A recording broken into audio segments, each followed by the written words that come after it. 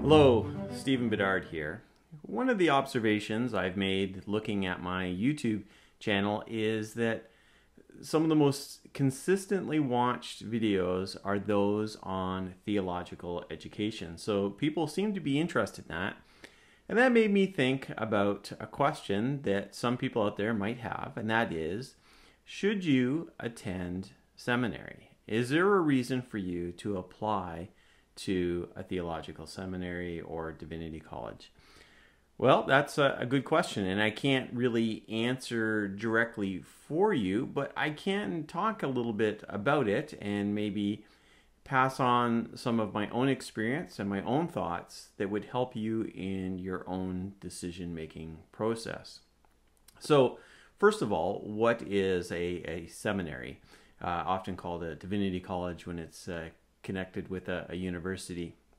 Well, traditionally, they are for training ministers or pastors for the church. That traditionally has been their role. So you might be thinking, I'm not sure that I want to be a pastor. So do I really want to go and put in that time and money into getting a seminary education? For example, if I was just kind of interested in medicine, I probably wouldn't go to medical school and get a Doctor of Medicine degree just out of interest. You'd have to be pretty convinced that you wanted to become a medical doctor if you were going to do something like that. Is it the same when it comes to seminary? Well, not necessarily.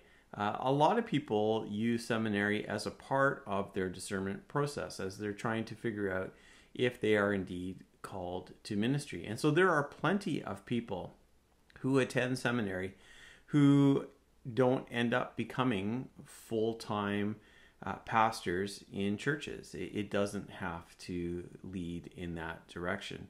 And the truth is, the role of seminaries has widened over the years. And so yes, the degree, the Master of Divinity degree is used to train people to be pastors. And that's what the focus is. And there will be parts of that in which you're doing some kind of field education and you are doing some practical training to become a pastor. But to be honest, there are plenty of people who will go through that and will take that degree, which is usually about 3 years, and they will get to the end of it and realize that no, they are not called to be a pastor, that's not necessarily the rule for them. But that doesn't mean that that time is wasted. Really, what you learn both in the classroom and the practical side in a Master of Divinity degree would be beneficial for anyone in the church. We need people in our congregations who are theologically literate and ministerially gifted. Those things are important. And so I'm sure that there are many pastors who would just love to have some people in their congregation who might have jobs doing something else, but have some training in ministry, who could step in and take a service if they had to, or to preach a sermon when the pastor is away, or to lead a Bible study, or to do visitation and to help train other people in the congregation. All of those things would be just wonderful. So there would be benefits to that. But Master of Divinity degrees are not the only degrees that seminaries offer.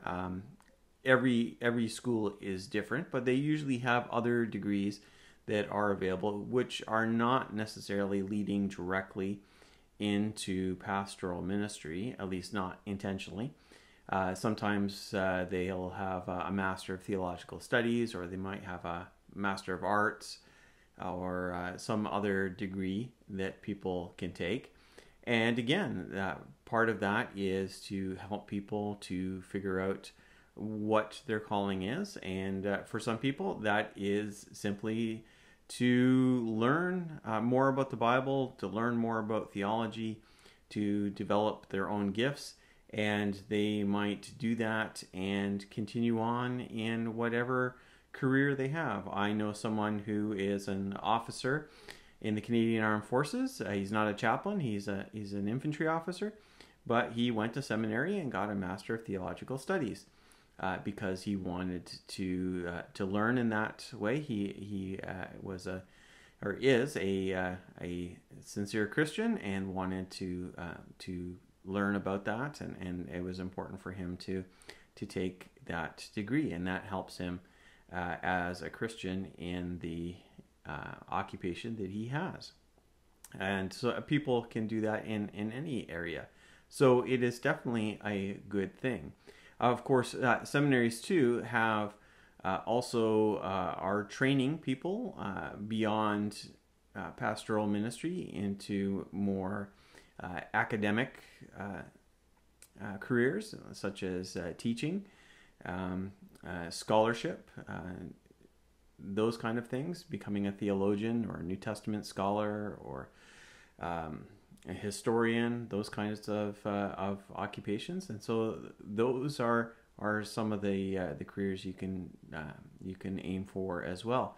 But the exciting thing about seminary is you don't necessarily know what it is that you're going to be when you start it. I know I had a very specific picture of what ministry was going to look like, and that included not preaching. I did not want to preach every week. Maybe preach a couple times a year, but I wanted to be an associate pastor at a larger church and not have to write a sermon every week. Not out of laziness, but I just thought, wow, that's going to be really hard to find some kind of biblical truth and that is relevant and applicable to a congregation. I thought that'd be really hard. And yet now that's one of my favorite things to do. I love writing sermons. I love preaching. And I did not know that when I began my seminary time. So should you take a seminary degree or just take a couple of courses, which is something that a lot of schools have, that you can take maybe 2 or 3 courses without actually being in a degree program, taking the course and seeing if it is something that you really want. That is something to do. Now, to be aware, seminary degrees are usually graduate degrees, so they expect you to have an undergraduate degree already, but that's not always the case. There are ways to do that. My wife has a Master of Theological Studies, but she does not have a completed bachelor's. She was able to do that as a mature student, but she went and she studied first in a different program at that seminary, and then when she proved herself, they moved her over into the Master of Theological Studies. A lot of seminaries have certificate and diploma programs as well. So if you are maybe mid-career, later in life, and you're thinking, wow, seminary might be interesting, but I really don't want to go back and spend 3 or 4 years full-time doing a undergrad, there are options for you to do that, to be able to go directly into seminary. So the best thing to do is to start contacting seminaries and seeing what options that they have. A lot of schools will have intensive summer courses where you can take a week-long course. That might be a great way to dive in and see if seminary is for you. I'm a believer in seminary. I have 4 seminary degrees. I don't say that to brag, because to be honest, nobody needs 4 seminary degrees, but I really enjoy it. I absolutely love seminary. I love studying the Bible and theology and history and all of these other things, developing my ministry skills. And so I am so glad that I took that step many years ago, 25 years ago, and went to seminary, and haven't looked back since. So pray about it. Consider whether seminary might be for you. Thanks for watching this, and please visit me at my website, stephenjbedard.com.